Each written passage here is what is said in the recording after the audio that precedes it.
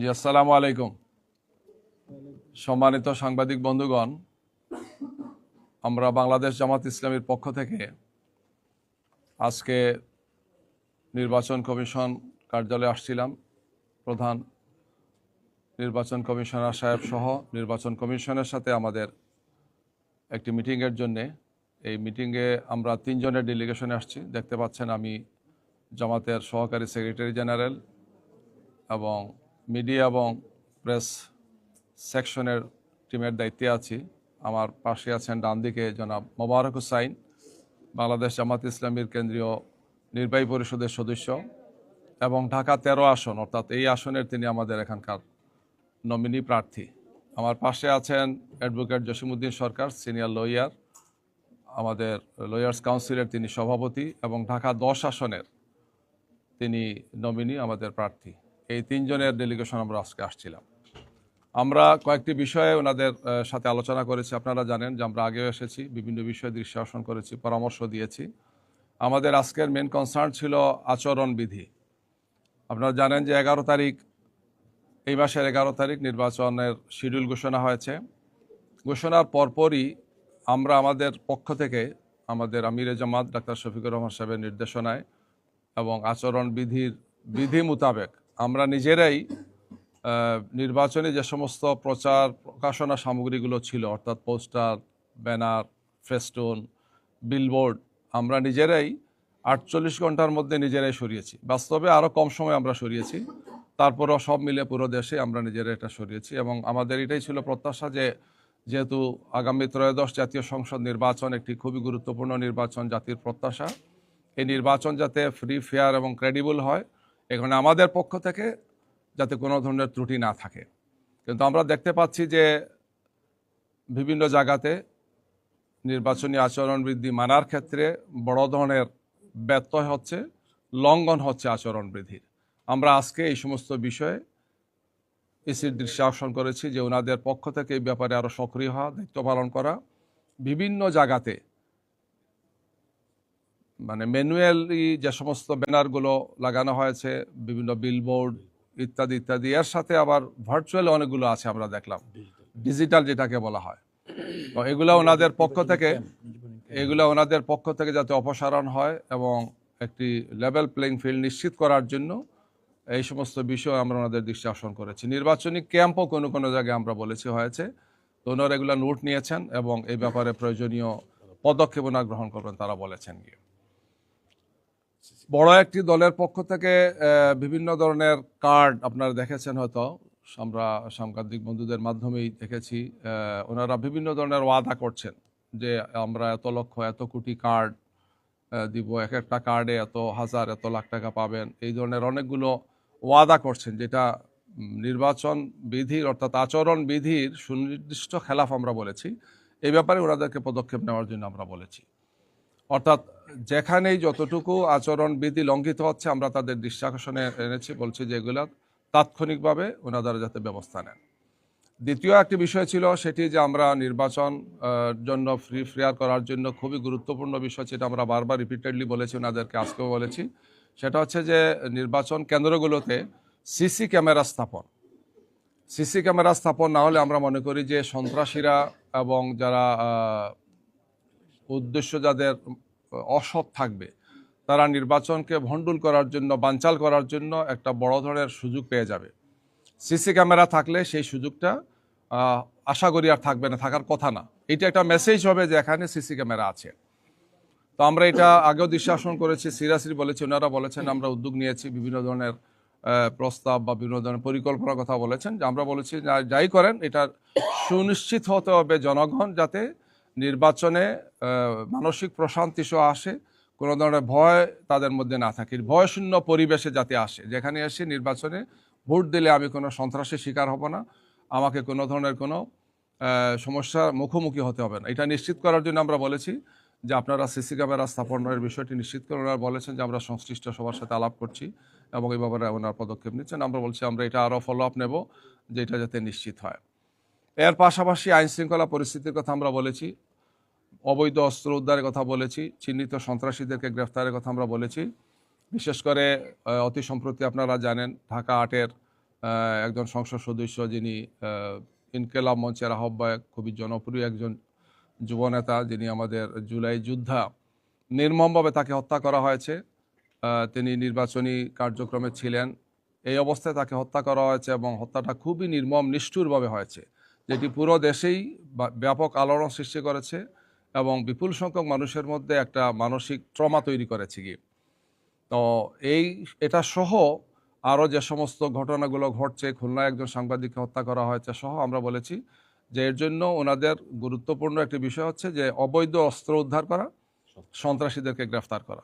তো এই ব্যাপারে ওনারা আমাদেরকে বিভিন্ন পদক্ষেপ যেগুলো নিয়েছেন, আইনশৃঙ্খলা বাহিনীর প্রধানদের সাথে, তারপরে অন্যান্য বাহিনীর প্রধানদের সাথে মিটিং করেছেন, বলছেন আজকে আমাদের একটা মিটিং এখানে হয়েছে। এই সব মিলে ওনারা আমাদেরকে বলেছেন যে আমরা এই সমস্ত উদ্যোগগুলো নিয়েছি। আমরা বলছি না, জনমনে এটা নিয়েও উদ্বেগ আছে, উৎকণ্ঠা আছে। আপনাদের পক্ষ থেকে আরও দৃশ্যমান আমরা দেখতে চাই যে আপনারা নিকট ভবিষ্যতে সামনের দিনগুলোতে যাতে এই ব্যাপারে প্রয়োজনীয় পদক্ষেপগুলো গ্রহণ করে। এরই সাথে আমরা আরেকটি বিষয় বলেছি যে আমাদের নেতৃবৃন্দ যারা নির্বাচনে ভূমিকা রাখছেন, আমাদের আমিরে জামাত, সেক্রেটারি জেনারেল, কেন্দ্রীয় নেতৃবৃন্দ, শীর্ষ নেতৃবৃন্দ ব্যাপক সফর করবেন, বিভিন্ন জায়গাতে তাদেরকে যেতে হবে। তাদের নিরাপত্তার বিষয়টি আমরা দৃষ্টি আকর্ষণ করেছি যে কেউ অনেক ফেসিলিটিস পাবেন, ভিভিআইপি ফেসিলিটিস পাবেন, আবার কেউ পাবেন না। এটা তো লেভেল প্লেইং ফিল্ডের হলো না। এটা এই বিষয়টি ওনাদের দৃষ্টি আকর্ষণ করেছে। ওনারা বলেছেন যে এই বিষয়টি সংশ্লিষ্ট যে মন্ত্রণালয় দেখেন তাদের সাথে তারা কথা বলবেন, ওনাদের পক্ষ থেকে প্রয়োজনীয় ভূমিকা ওনারা রাখবেন। এই সমস্ত বিষয় নিয়ে আমরা আলোচনা করেছি। এর পাশাপাশি প্রবাসীদের ভোটাধিকারের যে বিষয়টি আমরা বলেছি যে ভোট হওয়ার পরিমাণটা ভালো যদিও, কিন্তু আমাদের প্রত্যাশা অনুযায়ী হচ্ছে না, বিভিন্ন কারণে হচ্ছে না, সেটা আমরা আলোচনা করেছি। যে ভোটাররা যখন যান সেখানে ভোটার হতে গিয়ে রেজিস্ট্রেশন সহ এই প্রক্রিয়া যে অ্যাপসগুলো ওনারা করেছেন খুবই স্লো, বিভিন্ন সমস্যা ওনারা বলেছেন যে বিভিন্ন ধরনের সমস্যা হচ্ছে, কী কী কারণ হচ্ছে সেগুলো ওনারা চিহ্নিত করে ব্যবস্থা নিচ্ছেন। আমরা বলেছি যে প্রবাসীদের বিরাট প্রত্যাশা, প্রায় 100 কোটির উপর ভোটার হওয়ার মতো এখানে হয়েছেন, সব মিলে 6 লাখের বেশি এখনও হন নাই, 6 লাখের পাশাপাশি হবে ওনারা বলেছেন। তো এখনও যে সময় আছে আমরা বলেছি যে এই ব্যাপারে প্রয়োজনীয় পদক্ষেপ নেওয়া এবং প্রবাসীরা যারা আমাদের রেমিটেন্স যোদ্ধা, যারা আমাদেরকে এই দেশের অর্থনীতিকে সচল রেখেছেন, তাদের বিরাট প্রত্যাশা যে তারা ভোটাধিকার পাবেন, ভোট দিতে পারবেন, এই বিষয়টি যাতে তারা প্রয়োজনীয় পদক্ষেপগুলো গ্রহণ করেন আমরা সে বিষয়ে তাদেরকে দৃষ্টি আকর্ষণ করেছি, পরামর্শ দিয়েছি, ওনারা সেই সমস্ত বিষয়গুলো দেখছেন। এগুলো নিয়ে আমাদের মধ্যে আলোচনা হয়েছে আর কি। জি, ধন্যবাদ। আচরণবিধির ব্যাপারে আপনারা কথা বলছেন বারবার। আচরণবিধি আমরা দেখেছি যে ভার্চুয়ালে কিন্তু অনেকে কাউকে অ্যাটাক করে বা যে কথাগুলো বলা হচ্ছে, এবার ইসি বলেছে যে এই ভার্চুয়াল বিষয়গুলোকে তারা নজরে আনবেন এই ক্ষেত্রে, এবং এই পর্যন্ত যেই আচরণবিধিগুলো লঙ্ঘন হয়েছে এতে কোনো দৃশ্যমান ব্যবস্থা তারা নিয়েছেন কিনা, এই দুটো বিষয় নিয়ে কোনো কথা বলেছেন? আমরা যখন আলাপ করেছি ওনারা দেখলাম কিছু কিছু বিষয় সম্পর্কে অনেক সময় জানেন না মনে হলো আর কি। বললাম যে না, আপনাদের অবশ্যই তো এ ব্যাপারে একটা ব্যবস্থা থাকা উচিত যে মানে ভার্চুয়ালি বা অনলাইনে এই যেগুলো হচ্ছে এগুলো দেখার মতো ব্যবস্থা থাকা উচিত। আমরা কিছু ওনাদেরকে দেখিয়েছি দুই একটা আইটেম যে এই ধরনের এগুলো হচ্ছে কি। তো ওনারা বলেছেন আমরা এগুলো ব্যবস্থা নেব, নোট নিয়েছেন। আমরা আশা করবো যে এটা এক্ষেত্রে ওনারা প্রয়োজনীয় পদক্ষেপ গ্রহণ করবেন। এই বিষয়টা বুঝতে পারি ভিআইপি সুবিধা পাওয়া কি পাবে না, এটাকে ক্লিয়ার করতে। আরেকটা হচ্ছে আগামীকাল তারেক রহমান দেশে আসছেন, একটা সমাবেশ করার কথা আছে, সংবর্ধনা সমাবেশ। সেটাকে ঘিরে আপনারা আচরণ লঙ্ঘনের শঙ্কা করছেন কিনা, সে বিষয়ে আপনি বলেছেন কিনা? আমরা সবগুলো বিষয়ে দৃষ্টি আকর্ষণ করেছি। এর মধ্যে এটা বলেছি যে আচরণ বিধিতে যা আছে আমাদের পক্ষ থেকে আমরা প্রথম দিন থেকেই সচেতন আছি, আমরা সচেতন থাকবো ইনশাল্লাহ। কোনো দল যদি করে এটার দায়িত্ব হচ্ছে ইসি। ইসি তো নিরপেক্ষ, ওনারা দেখবেন যে কোন দল কি করে না করে, আচরণবিধি লঙ্ঘন হচ্ছে কিনা, দায়িত্বটা ওনাদের। আমরা এই বিষয়ে ওনাদের দৃষ্টি আকর্ষণ করেছি। এই বিষয়ে যে আচরণবিধি যাতে লঙ্ঘন না হয়, এই বিষয়ে বিদ্যমান আইনে যা আছে এই সমস্ত বিষয়গুলোকে যথাযথভাবে যাতে তারা প্রয়োগ করেন, এই বিষয়ে আমরা তাদের সাথে কথা বলেছি, দৃষ্টি আকর্ষণ করেছি, পরামর্শ দিয়েছি তাদেরকে।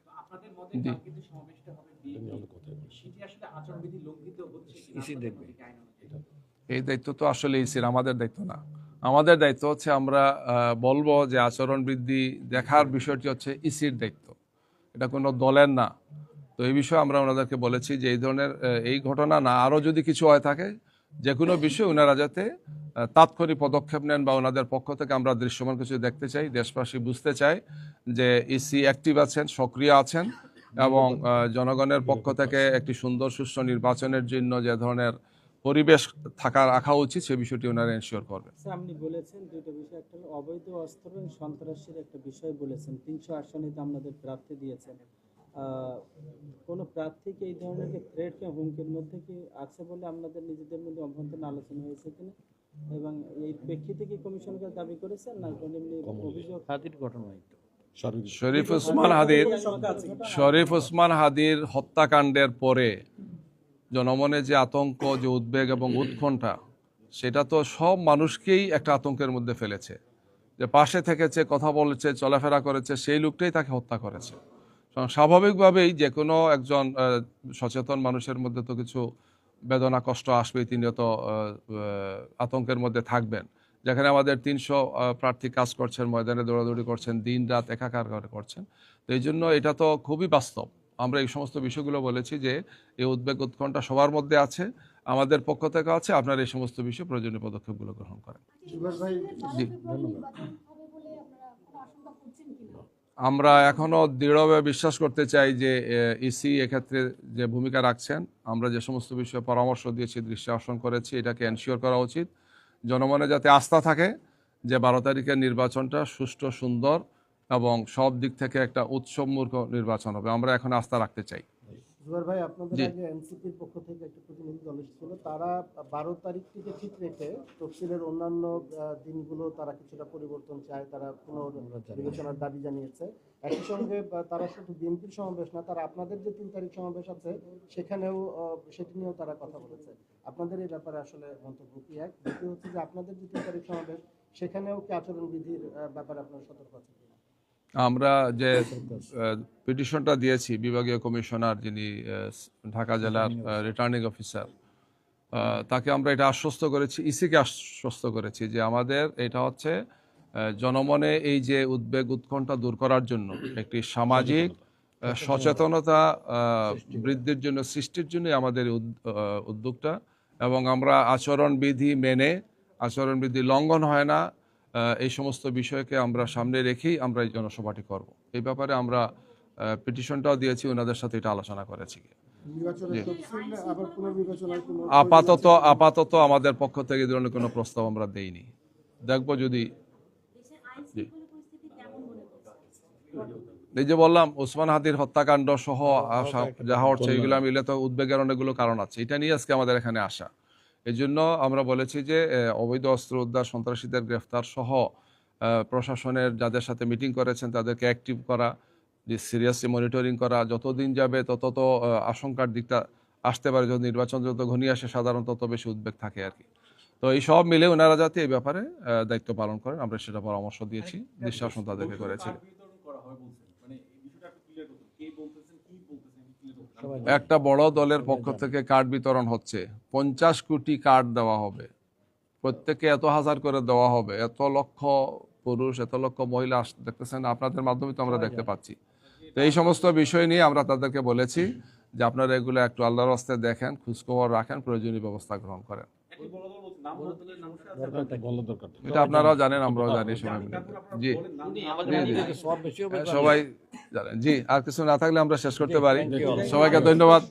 জি জি জি